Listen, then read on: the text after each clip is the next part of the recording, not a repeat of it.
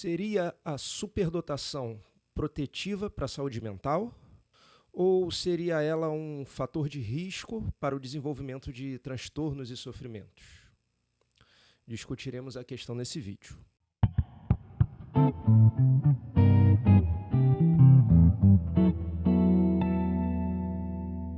Este é um conteúdo do coletivo Vivências Superdotadas em parceria com o blog Super Eficiente Mental, em comemoração ao dia 10 de agosto, convencionado como o Dia de Conscientização sobre Altas Habilidades e Superdotação. Como a superdotação se relaciona com o bem-estar e a saúde mental?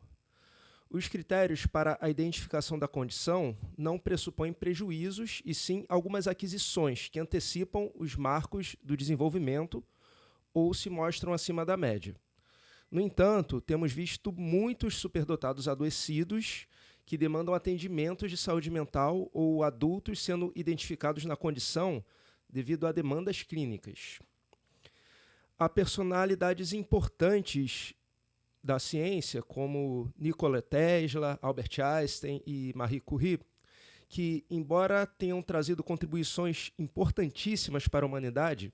não tinham um comportamento, digamos, dentro do mais esperado para os padrões sociais da época. O que veio a criar a ideia do gênio excêntrico ou do cientista louco no imaginário popular. Entretanto, os critérios para os diagnósticos de transtornos diferem muito dos critérios utilizados para a identificação da superdotação. Sintomas e prejuízos significativos não caracterizam a condição, tampouco são considerados como indicadores, embora a pessoa superdotada não esteja isenta de manifestá-los eventualmente. Há, na verdade, um entendimento de que o desenvolvimento se dá por etapas, como teorizou Jean Piaget, e há marcos definidos para o momento esperado de cada aquisição acontecer, sendo profissionais da educação e da psicologia providos de teorias e instrumentos padronizados e validados para fazer essa mensuração e entender quando uma aquisição acontece de forma superdesenvolvida ou antecipa o momento esperado, dando indicadores a serem interpretados pelos referidos profissionais capacitados. Já os diagnósticos de transtornos psiquiátricos ou do neurodesenvolvimento vão levar em conta os sintomas e as descrições e critérios utilizados nos manuais de diagnósticos, e são dados legalmente por médicos, sobretudo psiquiatras e neurologistas. A conceituação inicial da superdotação, entre o final do século XIX e início do século XX, teve contribuições significativas de teóricos declaradamente eugenistas, como Francis Galton e Lewis Terman, e tendia a ver a pessoa superdotada como biologicamente mais evoluída ou geneticamente superior, algo que não condiz com a ideia de vulnerabilidade e adoecimentos físicos ou mentais. Em contrapartida, teorias e hipóteses mais recentes, como a chamada Hyperbrain, Hyperbody, ou a teoria da desintegração positiva trazida por Dabrowski, a partir da década de 70, em suas publicações, dão uma visão diferente sobre esse funcionamento. Além das hipóteses eugenistas terem sido desconstruídas pelo tempo e pelas pesquisas, mostrando não haver maior prevalência da superdotação restrita a etnias, classes sociais ou gênero, como se acreditava, convenhamos preconceituosamente, também se buscou olhar para aspectos emocionais e sensoriais de pessoas superdotadas. Alguns conceitos, como a chamada alta intensidade emocional, conceitos descritos por Dabrowski como depressão existencial e sobreexcitabilidades, as assincronias do desenvolvimento, descritas por Linda Silverman,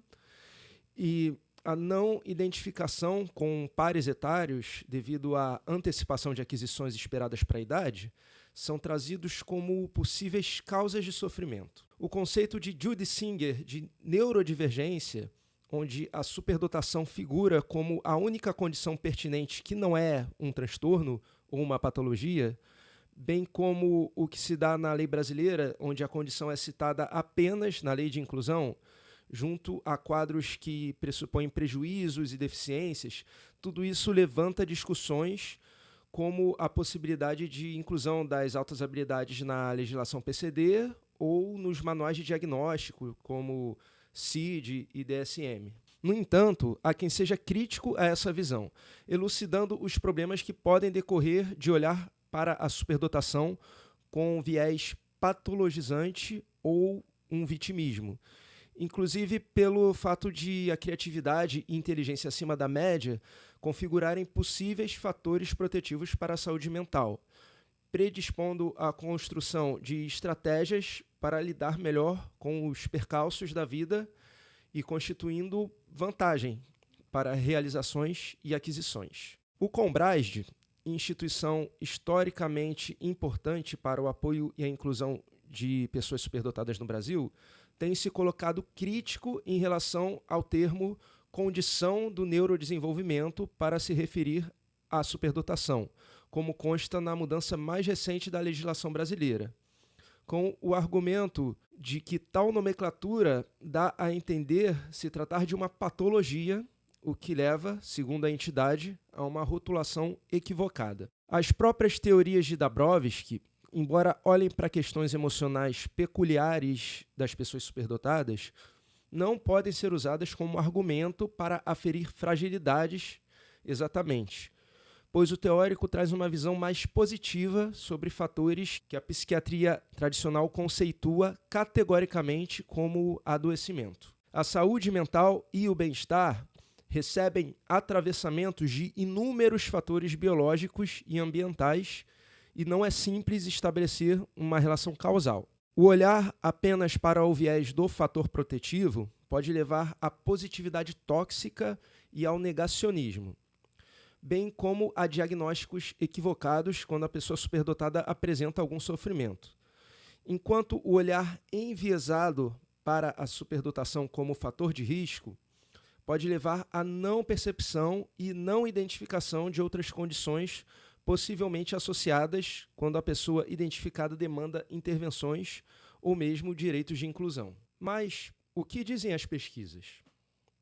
É leviano dizer que existe um consenso a esse respeito. As investigações chegam a conclusões diferentes por vários motivos, entre eles fatores como diferenças nos referenciais teóricos e critérios de identificação,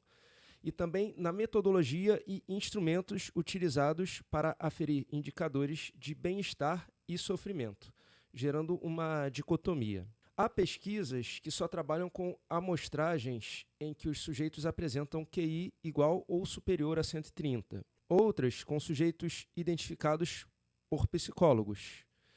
E há até pesquisas com crianças que participam de programas educacionais inclusivos para superdotados, alguns levando em conta o perfil por um rastreio pedagógico, outros apenas por notas altas e desempenho acadêmico. A forma que a saúde mental é aferida também encontra variações importantes, com maior ou menor rigor, a depender das ferramentas metodológicas. Soma-se a isto o fato de o conceito de bem-estar e mesmo os desempenhos acima da média valorizados não serem exatamente universalizados, podendo haver diferenças culturais importantes entre países. Vamos ver alguns exemplos recentes. Uma pesquisa feita nos Estados Unidos, publicada em 2017, no artigo High Intelligence, a Risk Factor for Psychological and Psychological Overstabilities, de Karpinski e outros, aplicou questionários a 3.715 membros adultos norte-americanos da Mensa, a maior e mais difundida sociedade de alto QI do mundo, restrita a pessoas que pontuam acima de 130 em testes validados, 2 desvios padrões acima da média. Estes questionários rastreavam, entre outras coisas, se as pessoas tinham suspeitas ou haviam sido diagnosticadas em 13 condições patológicas, físicas e mentais. O estudo concluiu, entre outras coisas, que houve maior prevalência de diagnósticos em transtornos de humor, ansiedade, transtorno do espectro autista, déficit de atenção ou hiperatividade e em algumas condições alérgicas, como asma e alergias alimentares, em comparação com as médias nacionais. Uma pesquisa similar, realizada na Europa, publicada em 2022, por Fries e outros, no artigo Bright but Allergic and Neurotic, a Critical Investigation of the Overcitable Genius Hypothesis, aplicou questionários mais amplos, rastreando a prevalência de 39 suspeitas e diagnósticos físicos e psiquiátricos, além de fatores de personalidade entre 615 adultos membros da mesma sociedade na Áustria, na Alemanha, na Suíça, na Hungria e no Reino Unido, não encontrando uma maior prevalência de diagnósticos de alergia na amostragem, mas encontrando prevalência maior de transtorno do espectro autista, fadiga crônica, depressão, síndrome do intestino irritado e transtorno de ansiedade generalizada e câncer. Quanto ao transtorno do espectro autista, cabe ressaltar que muitos sujeitos de ambas as pesquisas tinham diagnóstico de síndrome de Asperger, cujos critérios não são idênticos ao que foi entendido como autismo de nível 1 de suporte após a atualização dos manuais de diagnóstico DSM e CID, o que pode trazer problemas conceituais e metodológicos. Porém, a prevalência das amostragens supera a média na população geral em ambas as condições. Cabe ressaltar também que as suspeitas superam muito os diagnósticos e que todas as informações foram obtidas por autorrelatos, sem demandar o envio de laudos ou documentos médicos. Outra objeção que pode ser feita à metodologia é que os membros de sociedades de alto QI podem ser um corte mais vulnerável da população geral dos que são nomeados superdotados, já que a motivação para se associar a uma dessas entidades muitas vezes parte de uma busca de pertencimento devido ao sentimento de não identificação com pares neurotípicos. E cabe ressaltar também que os estudos não cruzaram dados entre superdotados com dupla excepcionalidade e os que não apresentam outra condição associada ao pesquisar adoecimentos, como depressão, ansiedade ou sintomas físicos, não fazendo essa distinção na própria amostragem. Um estudo publicado em 2025, intitulado Living with the Gifts of Giftedness, an Exploratory Study of the Well-Being of Intellectually Gifted Adults, de Poirier e outros, pesquisou uma amostragem de 219 adultos canadenses, todos identificados em avaliações feitas por psicólogos ou neuropsicólogos, e avaliou 11 indicadores individuais e ambientais de bem-estar através de uma bateria de questionários respondidos em um tempo médio de 30 minutos. O estudo observou, entre outras coisas, uma vulnerabilidade muito maior nos indivíduos com dupla excepcionalidade, em comparação com os indivíduos superdotados que não apresentavam outra condição do neurodesenvolvimento associada. Um estudo feito na Austrália, publicado em 2020, no artigo The Sleep and Mental Health of Gifted Children, a Prospective Longitudinal Community Cohort Study, de Cook e outros, acompanhou 1.207 crianças em um estudo longitudinal, no qual todas as crianças foram acompanhadas ao longo de vários anos, até os 11 anos de idade, e avaliadas pelo questionário validado SDQ, aplicado aos pais quando as crianças estavam com 5, 7 e 11 anos, além de outros instrumentos. Foi aplicada a escala VASI a todas as crianças aos 7 anos, separando 192 que pontuaram acima de 120 nos testes, de 1.015 que formaram o grupo controle. O estudo encontrou menos incidência de comprometimento à saúde mental nas crianças com o QI mais alto do que nas demais. Cabe ressaltar que algumas mães solo, muito jovens, estrangeiras ou em situação de vulnerabilidade social, não conseguiram dar continuidade à pesquisa, e o domínio insuficiente do idioma inglês por parte dos pais foi utilizado como critério de exclusão, já que não teriam condição de responder satisfatoriamente aos questionários, o que levou à redução da amostra, acarretando por consequência não intencional a exclusão de uma parcela mais socioeconomicamente vulnerável da população. Um estudo realizado na Holanda, publicado em 2023, no artigo "Do Gifted Individuals Exhibit Higher Levels of Sensory Processing Sensitivity and What Role to Openness and Neuroticism Play in this Regard?", de Gutt e outros, avaliou 636 adultos com QI superior a 130 avaliados por psicólogos ou membros da Mensa, com o instrumento SPSQ, validado na Holanda. Um grupo controle com 10.291 sujeitos da população geral foi usado para comparação. O estudo tinha como um de seus objetivos comparar entre os grupos dois construtos de personalidade: abertura à experiência e neuroticismo, conceituados pelo modelo teórico Big Five. O estudo não encontrou diferenças significativas entre os grupos que possam justificar, pelos dados analisados, atribuir uma hipótese de fator de risco ao bem-estar e à saúde mental da amostra superdotada. Bom, todos os estudos citados chegaram a resultados relevantes em relação aos seus objetivos, e é de suma importância que sejam feitas e replicadas pesquisas com a temática do bem-estar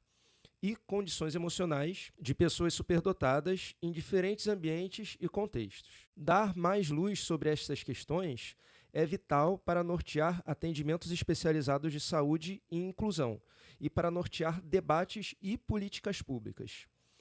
Não é possível, entretanto, afirmar que há uma relação causal entre a superdotação e o adoecimento. A negativa a esta possibilidade, todavia, também não encontra dados robustos para ser entendida como consenso. Citar uma única referência para validar um único ponto de vista seria enviesado e tendencioso. Tanto o viés de afirmar a superdotação como fator protetivo à saúde mental, como afirmá-la como fator de vulnerabilidade, tem seus riscos no que diz respeito ao atendimento às necessidades da população superdotada.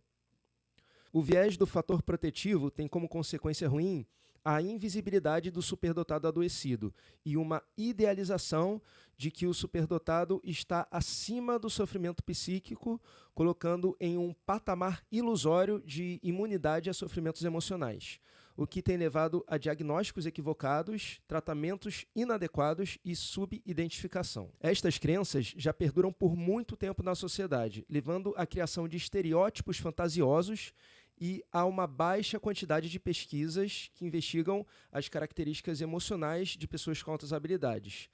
em comparação com a grande produção científica empregada na validação de testes cognitivos e no desenvolvimento intelectual,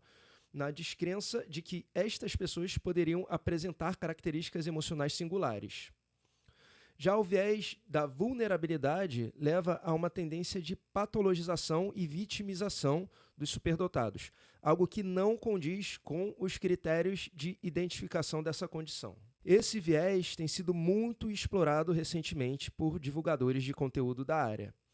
o que faz com que pessoas com os mais diversos transtornos busquem a superdotação como identidade, negando o diagnóstico real e deixando de usufruir de direitos e tratamento digno. Também ocorre que superdotados com algum adoecimento psíquico, como transtorno de humor, transtorno de ansiedade ou de personalidade, ou mesmo com outra condição neurodivergente, como autismo, TDAH, vejam os sintomas como características da superdotação, ignorando os critérios diagnósticos apresentados ou tendo os mesmos ignorados por profissionais de saúde, o que também leva à não obtenção de direitos e tratamentos. A resposta que todos os seus problemas, seu sofrimento, sua sensação de não pertencer, deriva exclusivamente de ser inteligente demais e de ter passado anos escondendo seu brilho para caber, é uma visão muito sedutora e reducionista, além de estar muito aquém de elucidar uma questão que, no fundo, é bem mais complexa. Se a narrativa se sustentasse, a identificação da condição faria todos os problemas desaparecerem. Porém, Não é isto que temos visto acontecer com as pessoas identificadas. Se existe muito sofrimento e o prejuízo social ou funcional é significativo, certamente há algo mais a ser esclarecido. Tanto a saúde mental quanto a habilidade acima da média são tabus sociais que necessitam de esclarecimento para que sejam desmistificados. Ainda não é possível dar um ponto final à questão, com os dados estatísticos disponíveis hoje, e as pesquisas de meta-análise encontram resultados discrepantes. Há diferenças de IDH, serviços de educação, serviços de saúde e outras variáveis ambientais, mesmo em países desenvolvidos, que podem gerar diferenças nos dados. Mesmo a variedade de instrumentos, metodologia e compreensão de construtos teóricos causam a atual dicotomia. Não há dados robustos para explicar por que muitos superdotados estão adoecidos, ou a que riscos específicos pessoas superdotadas estariam sujeitas ao não receber apoio adequado ao seu desenvolvimento. Para que o assunto possa ser discutido com mais propriedade em políticas públicas de saúde mental e inclusão, bem como na legislação, se faz necessário obter mais dados em pesquisas, com critérios mais rigorosos de seleção de amostragem e metodologia, levando em conta a incidência de variáveis ambientais e culturais. Se você quiser, se você gosta desse tipo de conteúdo, se você se interessa pelo tema, por favor, seguir a gente. E nós também estamos no Instagram e também estamos no TikTok e no WhatsApp. Se esse assunto te interessa, chegue mais perto aí do coletivo Vivências Superdotadas.